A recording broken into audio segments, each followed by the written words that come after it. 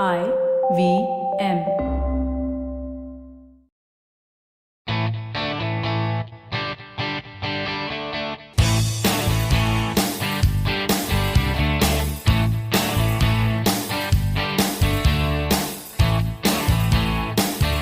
Hello and welcome to a brand new episode of the Musafir Stories, India's very own travel podcast, where each week we share the journey of travelers in their own words and relive their experiences with you, our listeners. Hello again, guys. I am your host Saif with my co-host Faiza, and today we have with us a very special guest, Venkat Ganesh from the blog Indiabackpackmotorbike. Like a lot of us, Venkat went through the usual grind of college, an MBA, and a corporate job that he had for about 7 years. In 2011, he made his first solo bike trip, came back, and a week later, he quit his job to travel around India on a motorbike. The rest, as they say, is history. Venkat quotes Anthony Bourdain, "If I'm an advocate of anything, it is to move as far as you can, as much as you can." The blog India Backpack Motorbike, which started out as a hobby, has been witness to this amazing journey and is Venkat's outlet to sharing his incredible travel stories with the world. Welcome to the Musafir Stories, Venkat. We're so pleased to have you. Thank you so much. Thank you for having me on this podcast. And I guess I'm one of those cool kids now that I'm on a podcast for the first time in my life. So I can boast to others that, hey, I'm on a podcast. Thank you so much. A lot of our listeners say that, and I keep saying it to them as well, that podcasts are slowly catching up in India. So sooner or later they become common, and then you get to brag to your friends that you had been there and done that a long while ago, right? Yeah. Like, I think I can be a hipster kind of a thing that, I did it long ago. You're listening to podcasts now. Just with everything else you've been doing, Venkat, by the way, with your travel and your breakaway trip to Vietnam. So before we get into details, Venkat, why don't you tell our listeners, how did all this happen? Like, how did you go from having a management role in Mumbai to teaching in Vietnam? Like, this is literally something out of a movie. How did this happen? Please give us some insight into it. Yeah, I think I've always liked traveling. I actually started traveling when I was probably 18 or something with my friends. During my graduation days, what we used to do was we used to go for really short trips, like 2-day trips or something. We used to ride our bike, trek some godforsaken hill in the Western Ghats, and then come back home. And then our parents used to think we were, out attending college, but we were not. So that's when it started. But eventually, and that continued for a few years during, graduation and post-graduation. But after we got our jobs, like it was a year or two into our jobs, we had a good amount of money and we were independent. So, that parental control, which is there in the university days, wasn't there. So we decided to take our first road trip in 2008. This was the first road trip, like a 10-day road trip that we ever went on. And then it became a yearly affair. And then in 2011, when I went to Ladakh, that was my first solo trip. I went to Ladakh for 3 weeks on my own. And then a week after coming back from that trip, I went to my boss and said, "Hey boss, I'm serving the entire notice period of 2 months, 3 months, whatever you want me to do. And I'm quitting after that. That's all." And that's how I ended up quitting my job.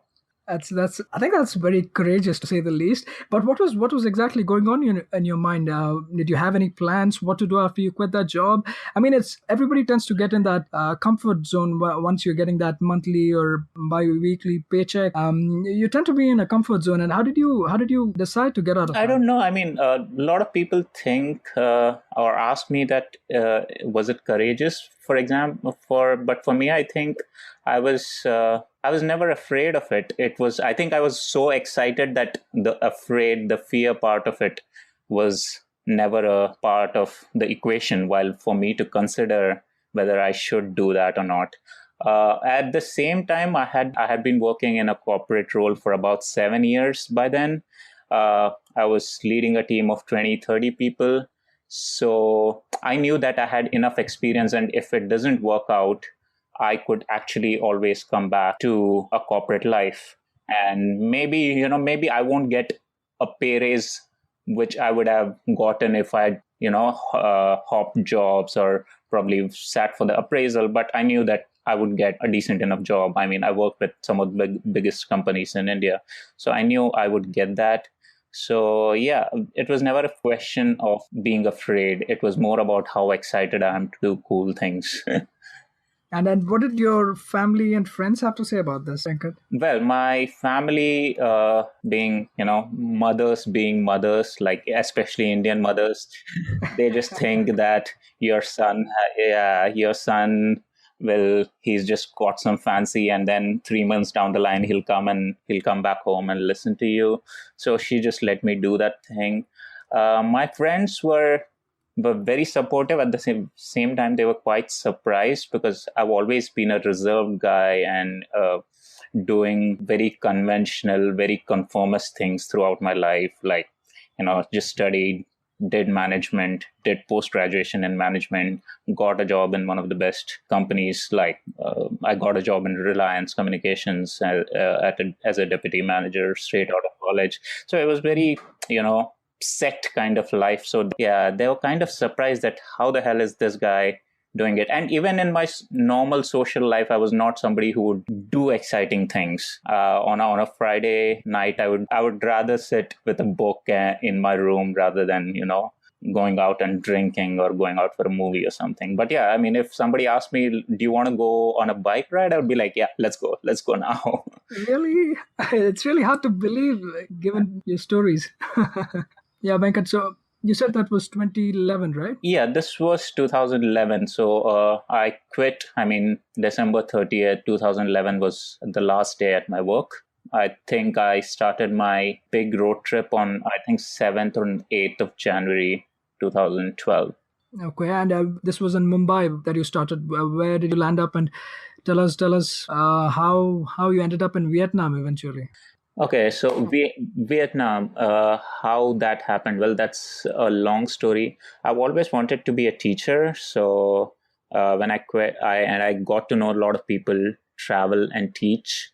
So yeah, I got myself certified, and Vietnam wasn't actually my first choice. I first went to Thailand in March 2014. Okay. And I spent 2 months there, but the job offers there, I did not like them. I did not like Thailand as a place. So I came back home and then for a month and then went to Vietnam. And even in Vietnam, it took me 3 months to find a job that I actually liked. So I landed in Ho Chi Minh City, which is in the south of the country. And everywhere in all the cities, I used to actually just make a list of all the schools or language institutes, print a set of resumes, cold call them, or go drop into their office directly and just drop a resume saying that, hey, you know what, I'm looking for English teaching jobs. And eventually, over a period of 3 months, when I ended up in Hanoi was the place that I actually fell in love with. The school that offered me a job, it was a great school, and the kids were lovely. So that's how I ended up in Hanoi, and that's how I actually got started with teaching. That's awesome. And all this while, Venkat, financially, were you still living out of your savings, or did you have any other sources of income? How did it work? Yeah, actually, I was always, until at least I got to Vietnam, I was always living on my savings. As I told you earlier, my normal life is not something very exciting. I'm not a big fan of if we're in a typical sexist manner, I wouldn't say that I'm a fan of video games or the latest mobile phones or the latest camera or something. So when I was working as a project manager, I actually did not have any interest to spend money on. The only things that I used to spend money on were probably books and traveling. And again, since we traveled to like really godforsaken places, like really small villages where there's no even electricity. So, we didn't have anything to spend money on. So that's how I ended up saving quite a lot of money. Yeah, so that's what I was trying. Like since the time I've come back to India again, it's like that is something that I miss, especially about Vietnam, because Hanoi, the city I was in, is being a capital, was still a very small city. So it was not like I was even working the entire day. I would probably work like 2 hours in the evening, and I could do anything that I wanted throughout the day. Like I would go into coffee shops and watch people on a Monday morning, Monday afternoon after lunch. I would go to the pool and have a couple of beers. I would go play the ukulele with my ukulele club there. So I think there is a lot to exploring what you want to do if you decide to decide to live life on your terms. That's true. And at this point, how long had it been since you were away from home?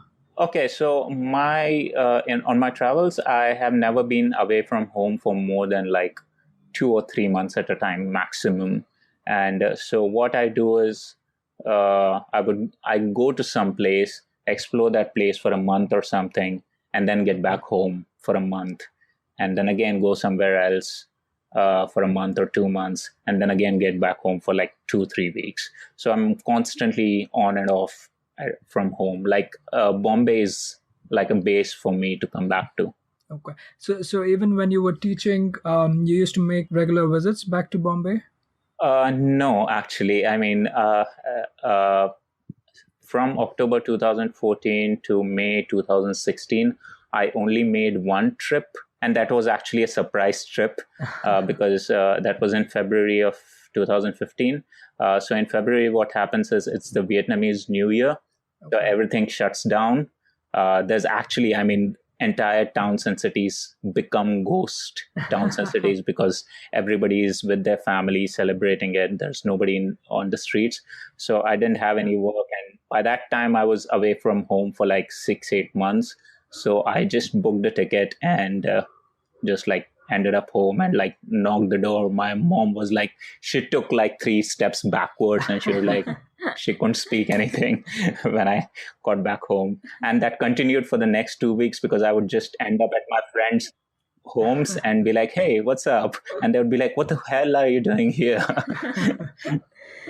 And how about the language barrier in Vietnam? Was that ever a thing, or you could pretty much get away with English?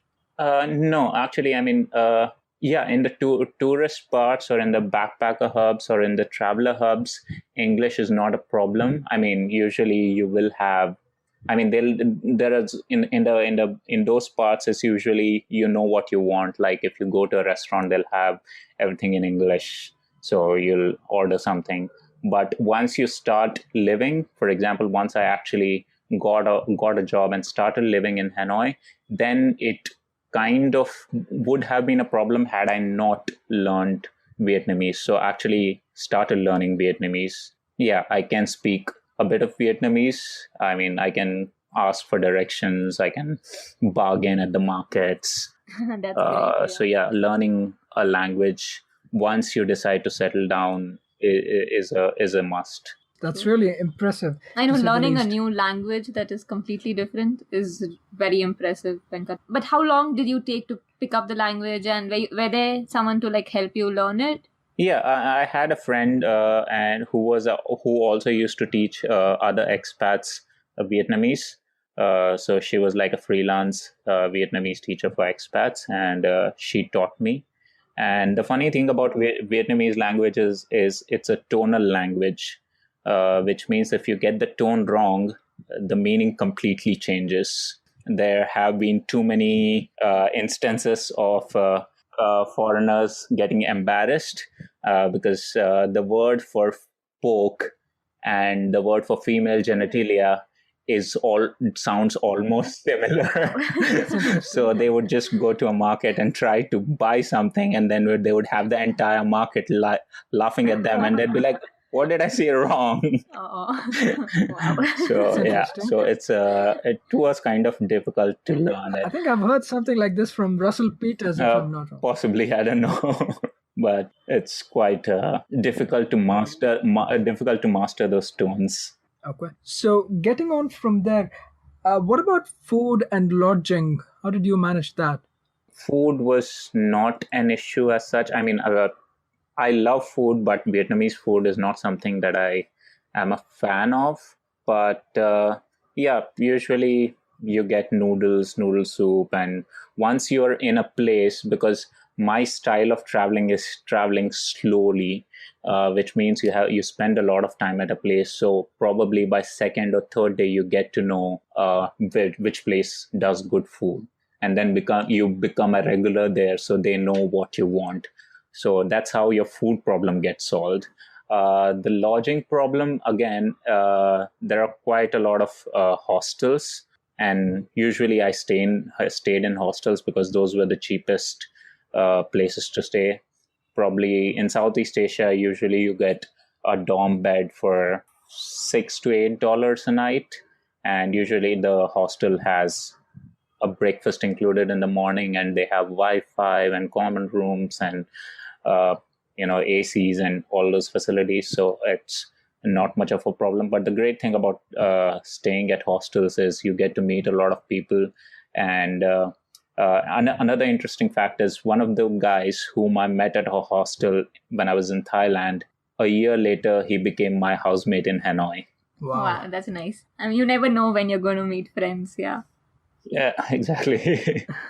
So quickly moving on to your role as a teacher, Venkat, how was that? I mean, I know you had some prior experience, I think, teaching a shot in Delhi, if I'm not wrong. But how was it teaching in Vietnam? Who did you teach? Well, I started off with a couple of freelance gigs. One was this bunch of Vietnamese university students, and they wanted to learn English. So they formed like an informal university club, and they hired a teacher themselves to teach, to learn themselves. That was one of my first job, along with another job at another university, which was quite an experience because there I had to train the staff and the lecturers of the university for their English speaking skills. And it was a challenge because I was at that time 31 and my students were like 52, 55, 60-year olds.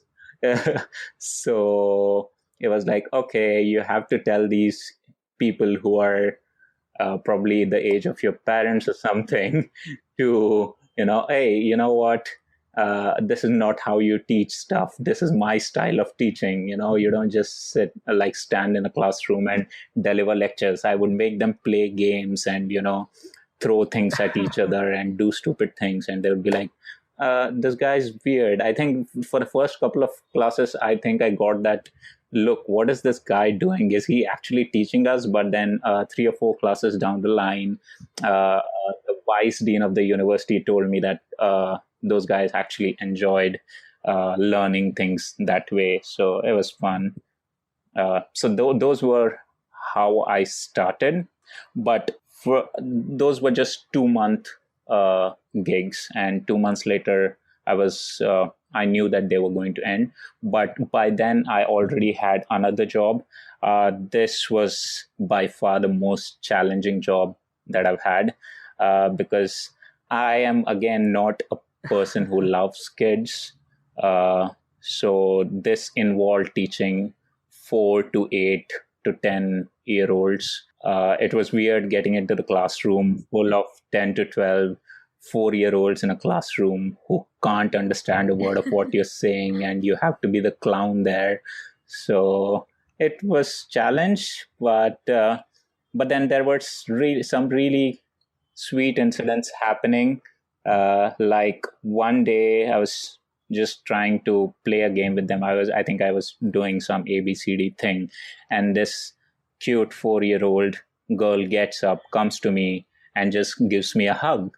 And I'm like, okay, fine. And then the second kid comes up and the third kid comes up. And then now everybody's trying to outdo each other with an extra hug or something. Yeah. And then before I knew, I started referring to them as my kids instead of earlier I used to call them my students. But then I was like, one day I realized, hey, I'm actually using my kids all the time. I would definitely suggest all our listeners as well to go to head to your blog and look at the picture. There's a very beautiful picture of you with all your kids, and everybody seems so happy in that class. Touch wood. I mean, hats off to the teacher who makes them so happy. So amazing job, Venkat. Yeah, I love that. So I continued with that job for about a year. It so happened that the center I was working with wasn't making any money, but they had another sister organization, and this was a school, almost an international school quality or international school standards, but it wasn't. It was only for Vietnamese students, and there I was teaching high school students, which means age 16 to 18. So again, this was a totally different challenge because here you have hormonal teenagers who can't sit at a place for more than a minute. I thought it would be fun because then I could be the cool teacher cracking jokes, and but they have embarrassed me far too many times. I'm even embarrassed to tell some of the stories. Like one day, a kid, my student, she told me that she walked in on her parents having. I was like, thank you. God. I needed to hear that this morning. That is the first thing I want to hear from in the morning. That what happened with you over the weekend? You walked in on your parents having.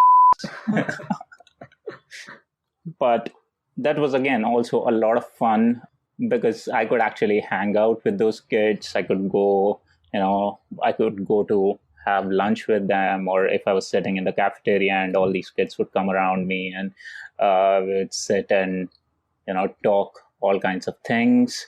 It was great to see them, have so many ideas and have so much enthusiasm about things. And again, they did some really sweet things for me, like Teachers' Day is a big thing. So one class bought me this big box of chocolates. Another class gifted me a set of this entire set with tie and cufflinks and bow tie and everything. Another student wrote me a card saying that how much fun he had in the class. So yeah, that was, again, those are the moments I think I lived for as a teacher. Talking to you about all this is making me so emotional. I actually want to go back to Vietnam right now and see all my kids and give all of them a big hug. I completely understand. I think these are the memories and the experiences that you cherish, right, while you're traveling and doing a noble gig like teaching, for example, and something that gets etched in your memory for a long time. Yes, absolutely. I mean, I think teachers do a great job. I mean, I've always liked teaching and I've always respected my teachers. But when you're on the other side of the table, when you're the only one on your side and opposite you are like 30, 40 kids, it is then when you realize that how tough a job it is. And at the same time, how rewarding that job can be. I mean, yeah. I think easily, I mean, no job that I will ever have in the future can beat that thing. And I do completely plan to go back again to teaching. I'm just trying to figure out a few things before I get back to that. Okay, I was actually going to ask you that question next, Venkat. What plans next? Is it more traveling, more teaching, maybe more of both? Any concrete plans at this point? No concrete plans as such, but yeah, there are a few interests that I like that I have, as you must have seen, like from one of my recent blogs, that I actually went missing from that blog for almost 2 years. But I was surprised to see I was still getting some action, in the sense there would always be somebody wanting to talk or wanting to email or asking me some questions. So I think I'm going to take this blogging thing a bit seriously, a bit more seriously, not in terms of monetizing it or something, but just as a medium to get out there and, help people out. Other than that, I'm actually planning of studying something, maybe going back to the university and getting some degree, because I think it's again another great way to explore a new culture, to explore a new place, is to actually go there and study. That way, one, I get to study, I get to explore a new place. Two, the topic I want to study is something related to education. Maybe do something in education or sustainable management, or one of those fields which will allow me to travel and which will allow me to do things where I can be more closely involved with shaping young minds, maybe get a PhD and teach at university level. But yeah, I want to be associated with teaching, so I'm exploring opportunities, if there are any, to go and study further and study abroad. I mean, not in India again. That would be a way to go and explore something totally different from your home. Absolutely, Venkat. And I feel being a teacher, you end up not only being a tourist to a particular place, you meet few people for a few days and then it's okay. But then being a teacher, staying with them and touching their lives, that impression stays for the rest of your life and you make a difference even in theirs. So seriously, hats off to you. And I feel your story is so inspiring and so amazing about how people should go ahead and pursue what they really want in life, unlike how most of the entire crowd is just stuck about going to a job, getting back home, and in the end of the day you don't have time to do what you really want to do. And hats off to you. You are living the life what everybody dreams of, and you inspire us. I bet you will inspire 100 million other people. Hats off to you. Thank you so much. I mean, and I think you should write in your blog a little more about the struggles at least you went through, because there are so many people, at least when I was reading your blog, and I could relate and I could feel that I've gone through this struggle when I really wanted to do something what I wanted to, but I just left it and I went back to being in my comfort zone. But you didn't. I mean, that is really amazing. I mean, I'm constantly saying amazing because I am really amazed by your choices. So I would love to read something like that. Maybe looking forward to it if you have time. Sure. I mean, first of all, thank you so much. I'm actually humbled. I'm not that much of a great person, but I'm humbled. It's just that I just did what I loved, and that's what got me here, I guess. So that's awesome. Now that you've managed to inspire a lot of our listeners, what's the best way, Venkat, to reach you and read more about your travels and what you're up to? The best way would be to go to my blog, Indiabackpackmotorbike.com. That's the best way where you can go and read about my stories. At the same time, once you get on my website, it'll have links to everything. It'll have my email address, my Facebook contact, my Twitter ID, my Instagram. So based on what you like, if you like seeing pictures, you can check it out on Instagram. Or if you want to follow more of live updates, you can follow me on Twitter. So first step, go to the site. From there, you can get to me wherever you want to or whatever suits you. Awesome. Venkat, I'd like to thank you very, very much for being a part of the show and sharing your travel stories with all our listeners. It's been a pleasure talking to you. Thank you and good luck. Thank you so much. Thank you so much for having me. I hope, a lot of people get inspired, and a lot of people, more than inspired, I think a lot of people actually go ahead and travel and see how beautiful the world can be. that was yet another great episode of the Musafir Stories. If you guys like the show, please subscribe to us on iTunes, SoundCloud, Stitcher, Pocket Radio, or any other podcasting app that's available on iOS or Android. You could also follow us on Facebook, Twitter, and Instagram. We go by the handle The Musafir Stories. Or, if it suits you, you could email us at themusafirstories@gmail.com and visit our website www.themusafirstories.com for more information. All of these links will be made available in the show notes section of the podcast. So here's to more traveling, sharing, and inspiring. Stay tuned for our next episode. Until then, happy travels and goodbye.